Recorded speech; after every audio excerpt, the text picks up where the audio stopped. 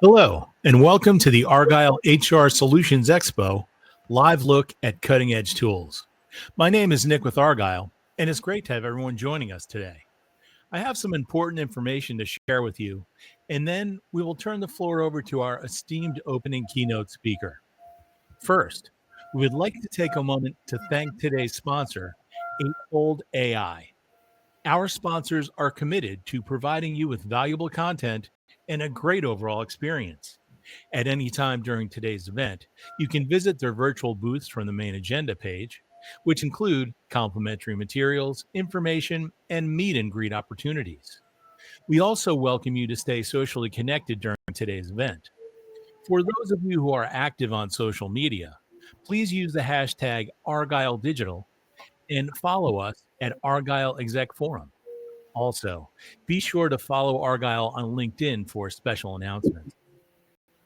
I would like to take a moment to touch on our content neutrality policy, which we have curated based on the feedback we have received over the years from our members.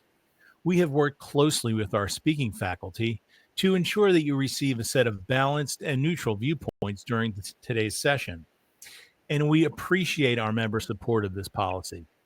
Finally, and most importantly, we want to hear from you. So during each session, we encourage you to submit your questions and comments in the Q&A box on your screen. Following each presentation, we have set aside time for our speakers to weigh in on your questions. Thank you again for joining us today. Now, let's get started.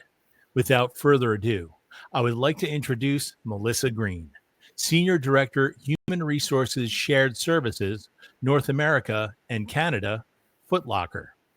We're super excited to have Melissa for her opening keynote presentation titled Tech Check 2024, Navigating the HR Technology Landscape. Welcome, Melissa. Over to you. Thank you so much. Good morning, everyone. It is such a good opportunity to be here to have this conversation with you. Again, my name is Melissa Green, and I am going to be sharing with you insights about navigating the HR technology landscape. Before we dig into things, I kind of want to just take a pause and go through the agenda a little bit and just cover a little bit about what you can expect to walk away with after our time together.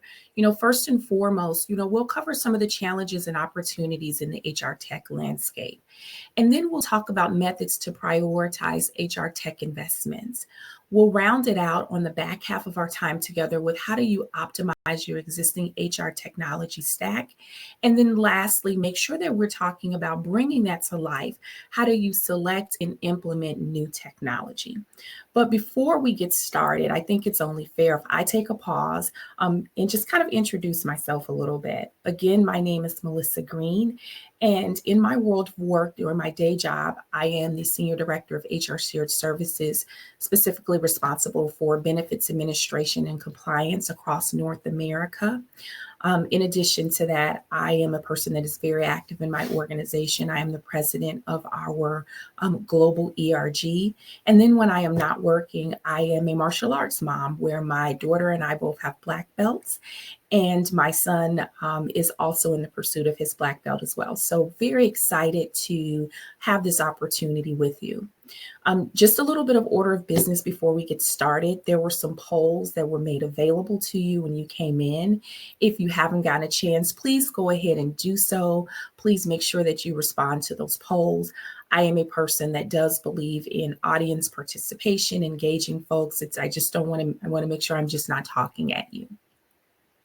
So before we start to dig in a little bit deeper and have conversations about tech, I think it's extremely important that first we just kind of connect around what are some of the business trends in the future for the workplace. And there are really three simple trends that are coming forward. And I don't think any of these will come as a surprise to anyone that's out there right now. Business is saying, hey, we need simpler digital experiences. We need our companies to invest in technology that in a way that increases productivity. And also we need to increase the outcomes as well. I don't think any of that comes as a surprise. So with that being said, we're going to go to our very first poll. And that poll, if you haven't gotten a chance to do so, I'll wait a few seconds, but please feel free to weigh in terms of the very first poll. What percentage of HR departments have taken steps to implement generative or AI? I'll give it about 5 more seconds.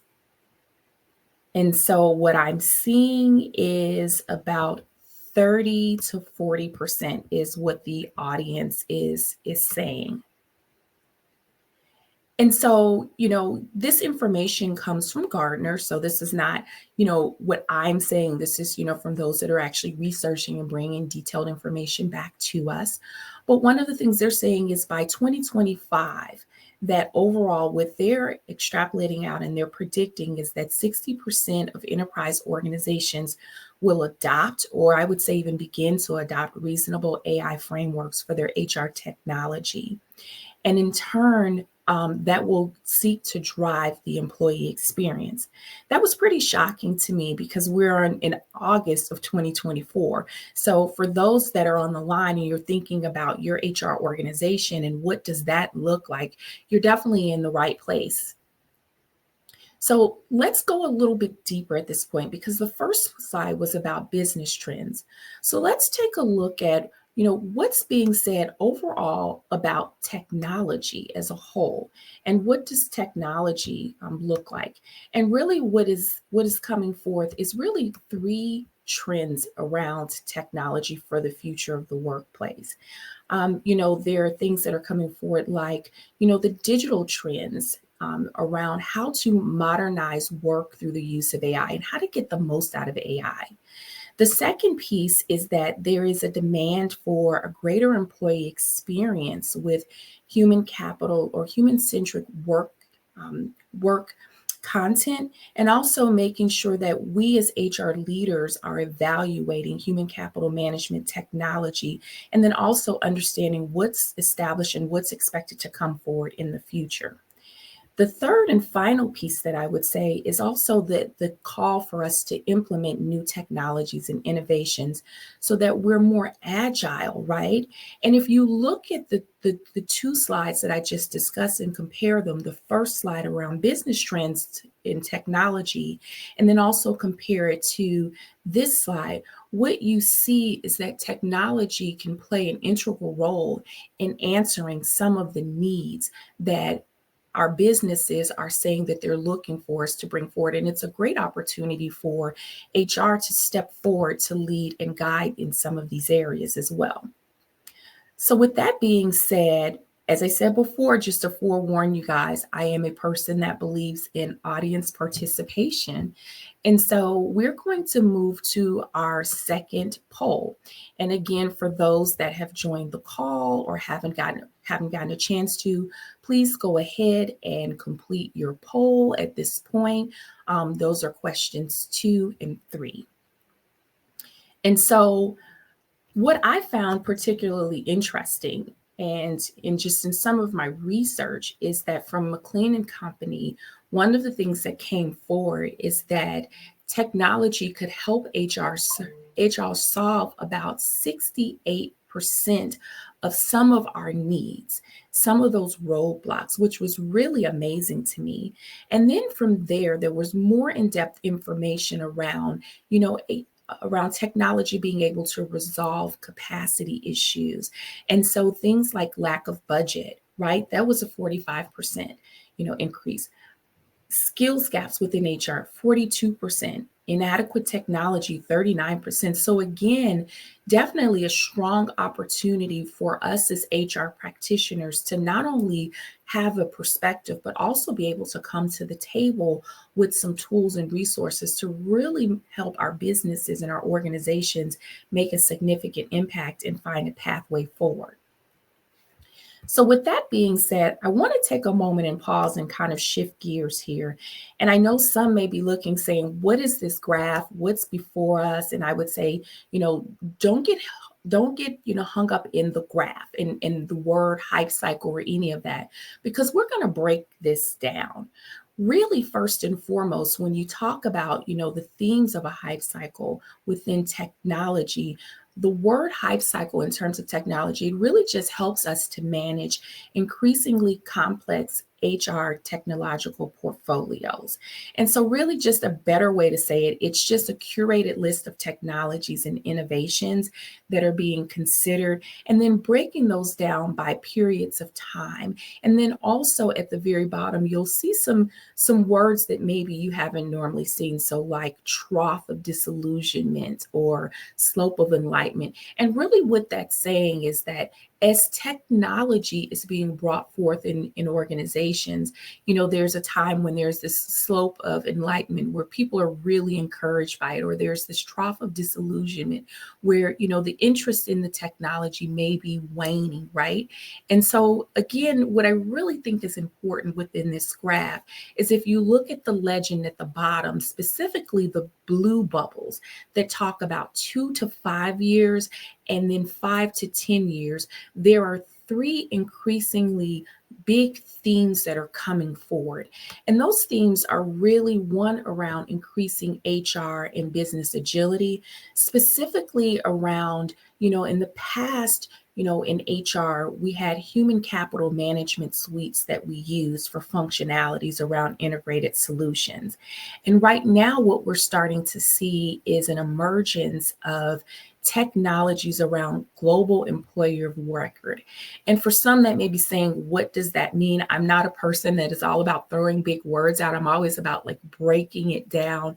It really is a solution that helps, organizations hire and manage in new locations without having to set up a legal entity in each country. So if you think about places like EMEA, that's definitely, an impact there. And then also workforce planning is another one of those, pieces that's underneath that theme. And workforce planning is one that I think from an HR perspective, we all sit very connected and close to around, how do we look to change and meet the needs long-term and short-term of operational goals. These things in terms of workforce planning, really look like your talent acquisition, your performance management, all of those systems and processes that come into place. In addition to that, there is the third theme around enabling business resilience. And I think, again, this is one in HR that we're oftentimes called upon. And it would just be so amazing as we continue to build out technology that we're in a place and space where, our technology can move and is agile with us. And so, we all know that in the past years, we've had that demand for increased coaching and also mentoring. And we also know that we've used systems for this as well. But one of the things within technology that you're starting to see is this emergence of talent analytics. And then specific to that, data as well. These programs are really being developed around improving diversity, inclusion, and then equity, also driving the employee experience as well. And then for the third theme, there is driving efficiency and impact. And this is one that we all know. I think we sit on the side of sometimes even getting feedback from others about what the technology does or can it move with us. And really, when we talk about those hypercycles, it's also about being able to drive greater efficiencies within the HR function. Also, leveraging technology for some of those day-to-day areas like job descriptions, recruitment, learning content, right? And then also starting to leverage more human-like experiences, things like chatbot as well. I know that still remains a bit controversial because it's not necessarily error-free. And so that is still continuing to evolve. Also, within driving efficiency and impact, there's definitely a need for AI and then also technology to play a greater role in talent acquisition, as I mentioned before. This helps to drive efficiencies and grow business impacts to deliver a digital user experience as well. A lot of that user experience and all of the things that I named, it's really about automating and automating recruiting, and having more personalized candidate experiences as well, as opposed to having your recruiters directly involved in that. That frees them up to be more connected with driving the overall strategy of your organization as well.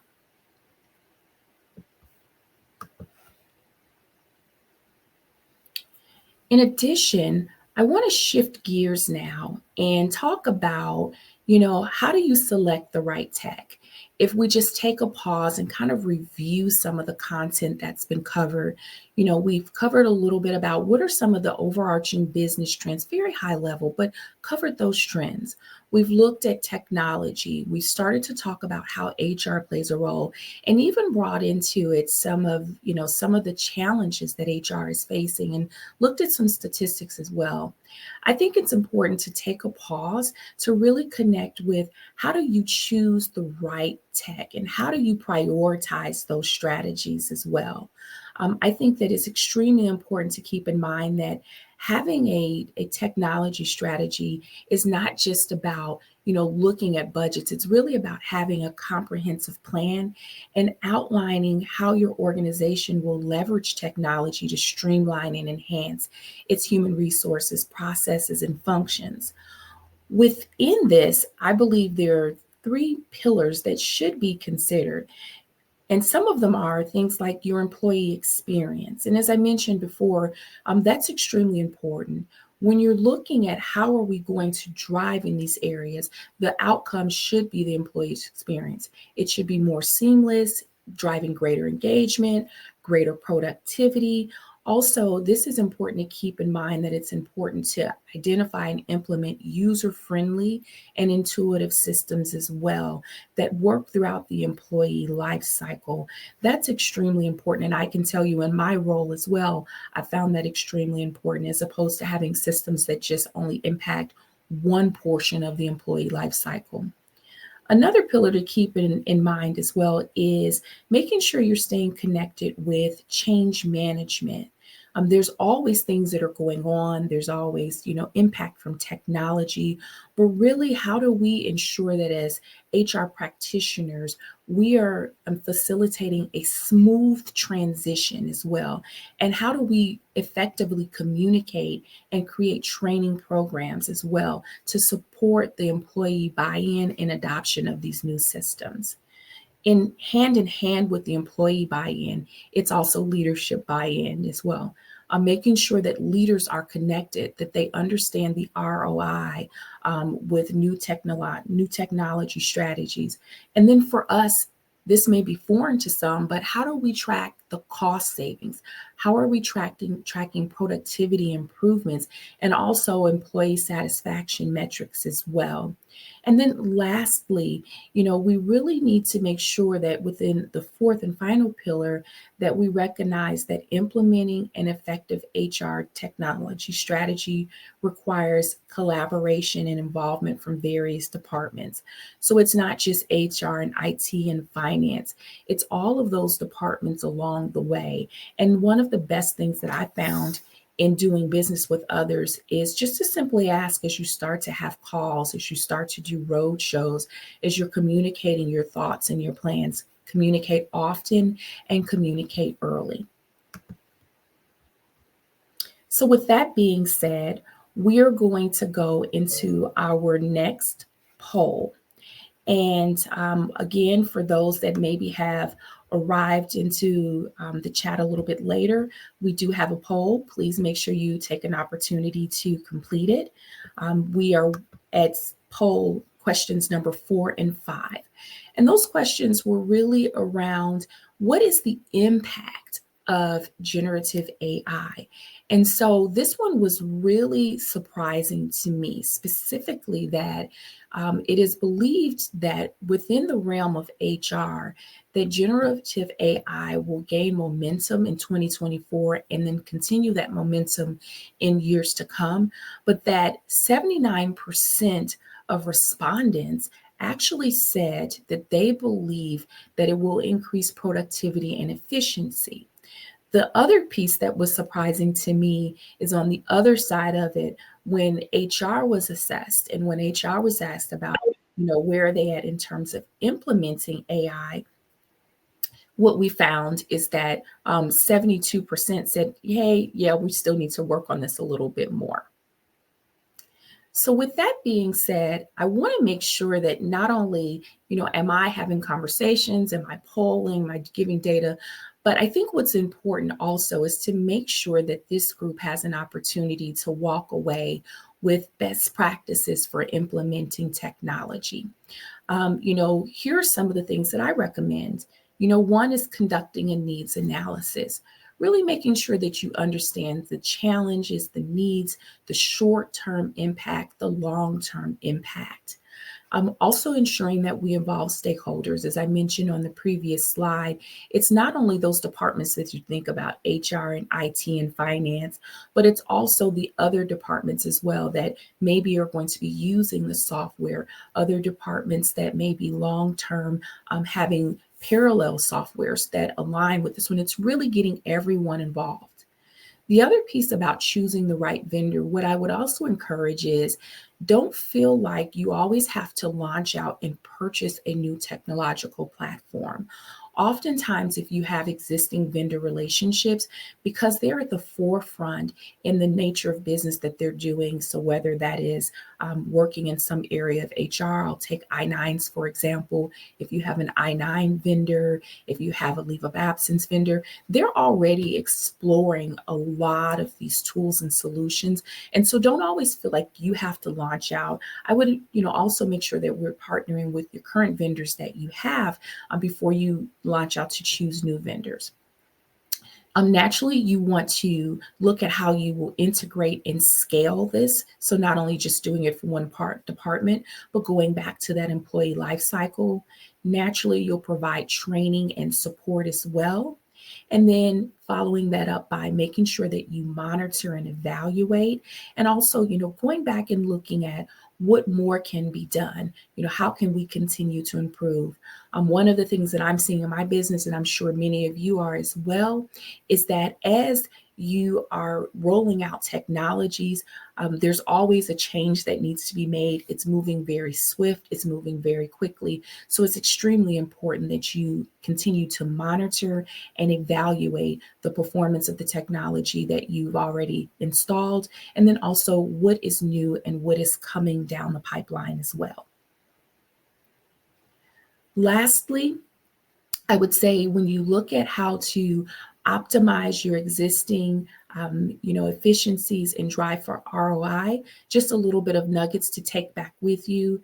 It's really important that you evaluate the need for tech, that you set the goals of what you want to accomplish. Obviously, you're partnering with your IT team. I found internally in my organization that my IT team is, my absolute best friend. And then in addition to that, you want to continue to schedule evaluations of your tech stack. So with that being said, we're at the point in the presentation where I've taken you through, a little bit of data. We've talked about what are some of the trends, shared some highlights of some of the studies, giving you some, insights in terms of some of the things that, I've done to help navigate my decisions about needs analysis and best practices. And we can go into questions. Great. Okay, Melissa. Yeah, there's a few questions from the audience. Here's one. How can we identify gaps and redundancies in current HR technology stack? Absolutely. I think that's a very fair and reasonable question. One of the things that I would say is to, one, stay connected with the feedback of the end user. It's extremely important to have available to you real-time employee, surveys, making sure that you're understanding what their experience is. That's one of the main ways. I would also say I'm really big on doing road shows and then periodic check-ins as well to understand if what you're understanding the technology to be is translating, and keeping that open line of communication is what I would say is the best way to stay connected with understanding, how your tech is ultimately performing within your organization. Great. Here's another one. What criteria should organizations use to prioritize HR technology investments amidst budget constraints? I think that is a very real question. First and foremost, let me say that. Great question. And I can share with you just behind the scenes, I've had some of that I've had to work through as well. And that's the piece that I was discussing when I shared, going back to your existing vendors, because oftentimes you're very right. Things are happening in business and we may not have the time or the resources either internally or externally or the monetary resources to transition to a new platform. But there may be an opportunity to work with your existing vendor to understand what are some of the resources that they have available, or if you have the good fortune within your organization to have relationships with the IT team. Oftentimes, if you schedule regular and reoccurring meetings, and I encourage anyone that's in HR and that's connected with the technology portion of HR to have those meetings, you'll find that they oftentimes can create bridges. So whether that's automation, that's bots, they're aware of some new technology that's coming down the pipeline, or either sometimes they can help to incorporate within their budget, what does that bridge look like? I would say, just it's also about being resourceful, but it's not necessarily about always having to do a huge, multi-million-dollar transition or migration to a new tech platform. Very good question. Great. And here's another one. What strategies do you recommend for measuring the success and impact of newly implemented HR technology resources? Sure. Another very good question. In terms of strategies to measure the impact, there are things I would say. One, going in knowing what type of metrics you're wanting to action against. And some of the best ways to identify that is knowing what are the gaps currently within the metrics that you have or within the systems that you have. And so, there are metrics that you'll want to be able to convey back to the business in terms of what's the cost savings, overall, what's the risk mitigation that's happening? Is it preventing any adverse action? And then what's the dollar from that? Another one that I would say is also looking at time savings. Maybe before a particular task was highly manual and it took 30 minutes for someone to do, and you extrapolate out 30 minutes times the cadence times however many times a month, week, or year, how many hours that is in comparison to automating. And then what are you doing with those hours now that you have them saved? I think those are some strategies to put in place so that your organization can see the impact of what the technology spend has been. Great. And I think we have time for one more question. How can we stay ahead of the curve in adopting and adapting to new HR tech advancements? Another great question. I would say some of it is art, some of it's science. The science part is, again, leveraging the resources that you have. Are you a part of any professional organizations? There's several that are having conversations about tech and what tech looks like. So I would say that's definitely a good place to start. But then in addition to that, the way that you stay connected is, I would say, leverage the current resources that you have. So going back to, again, those vendors that you're interacting with, those that you have current business with, what do they see coming down the pipeline? What more are they seeing that's happening as well? And then Nick, I know Melissa's in the background, so I'll give a shout out.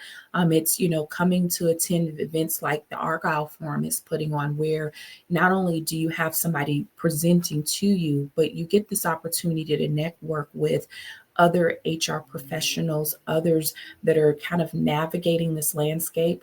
What I found is through those conversations, oftentimes you find that we all have the same needs, and you can kind of come back with some nuggets in terms of how to solve for some of your internal organization needs as well. So I definitely appreciate the Argyle Forum for putting together this platform for us to be able to come away from today with more of the answers to the questions that we may have. Great. Yeah. Well, thank you, Melissa. Thanks for the shout out. And thank you for a practical and timely keynote. And I want to thank everyone else for joining us today. This session, along with all of today's content, will be available on demand following the event.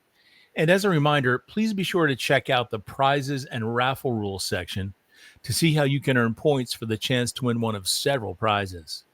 Our next session will begin at 11:35 a.m. Eastern Time, which will be a thought leadership titled Talent Intelligence, Explore Eightfold AI-Powered Platform. Please click the join button that will appear on your screen to be redirected to the next session, and we look forward to seeing you there.